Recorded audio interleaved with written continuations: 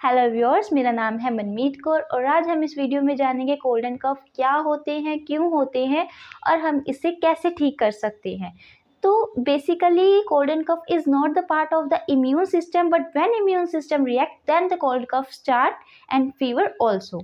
यानी कि जो कोल्ड एंड कफ होता है ये हमारे इम्यून सिस्टम का एक पार्ट नहीं होता है, लेकिन जब हमारा इम्यून सिस्टम जब हमारी बॉडी के अंदर कोई वायरस अटैक करता है या अंदर जाने की कोशिश करता है, उसके ऊपर जब हमारा इम्यून सिस्टम रिएक्ट करता है तब हमें कोल्ड कफ या फिर फीवर की जो प्रॉब्लम है वो स्टार्ट हो जाती है।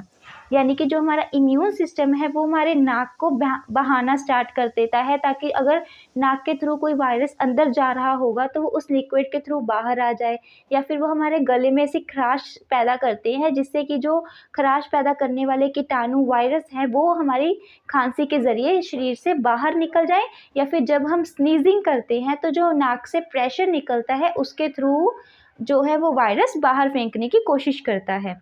इसके अलावा जब हमारी बॉडी के अंदर कोई वायरस एंटर कर जाता है या हमारे हेल्थ के ऊपर कोई अटैक करने की कोशिश करता है, तब हमारा जो इम्यून सिस्टम है वो हमारी बॉडी के टेम्परेचर को बढ़ाता है, जिससे कि हमें फीवर होना स्टार्ट हो जाता है। इसलिए कई बार आपने देखा होगा कि जब भी हमें कोल्ड एंड कफ होता है उसके साथ हमें कुछ पॉइंट जो फीवर है वो भी बढ़ना स्टार्ट हो जाता है। So most of the time हमें कोल्ड एंड कफ को ठीक करने के लिए एलोपैथी मेडिसिन या किसी और मेडिसिन की ज़रूरत है वो नहीं होती है। एक वीक के अंदर अंदर ये खुद ब खुद ठीक हो जाता है। लेकिन अगर हम कोल्ड कफ के ऊपर बिल्कुल भी ध्यान नहीं देते हैं तो ये बढ़कर और भी ज़्यादा ख़राब हो सकता है। तो हमें क्या करना चाहिए? हमें इसके लिए होममेड रेमेडीज़ का यूज़ करना चाहिए। हमारे घर पे हमारे किचन में ही इतनी सारी चीज़ें होती हैं जो छोटे मोटे सर्दी खांसी बुखार को तो झट से गायब कर सकती हैं, जिनमें सबसे पहले आता है हनी और जिंजर। आप 1 चम्मच हनी में आधा चम्मच जिंजर का जूस यानी कि अदरक का रस मिला के अगर लेते हैं तो आप देखेंगे कि 2 से 3 दिन में ही आपका जो कोल्ड एंड कफ की प्रॉब्लम है वो बहुत जल्दी ठीक हो गई है। इसके अलावा है बेसन का शीरा। सर्दी लग गई है तो इसमें जो बेसन का शीरा होता है ये बहुत ही ज़्यादा बेनिफिशियल होता है। अगर आप इसकी रेसिपी चाहते हैं तो आप मुझे कमेंट बॉक्स के थ्रू बता सकते हैं। इसके लिए मैं आपको एक अलग से रेसिपी वीडियो भी प्रोवाइड करवा दूंगी। इसके अलावा है चाय।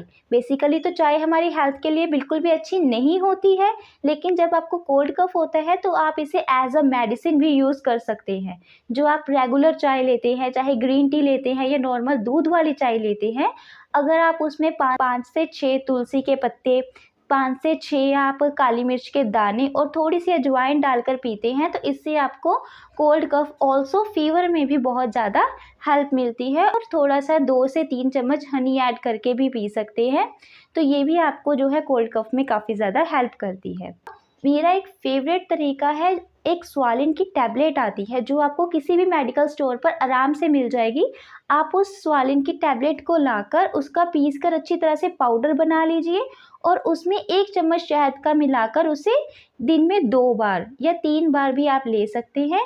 तो इससे लेने के बाद आपको तुरंत ही अपनी सर्दी खांसी से जो राहत है वो फील होगी। अगर आपको रात के टाइम पर बहुत ज़्यादा खांसी स्टार्ट हो जाती है तो आप जो स्टेप्सिल्स के जो टैबलेट्स आती हैं टॉफ़ी के रूप में, आप उन्हें भी ले सकते हैं।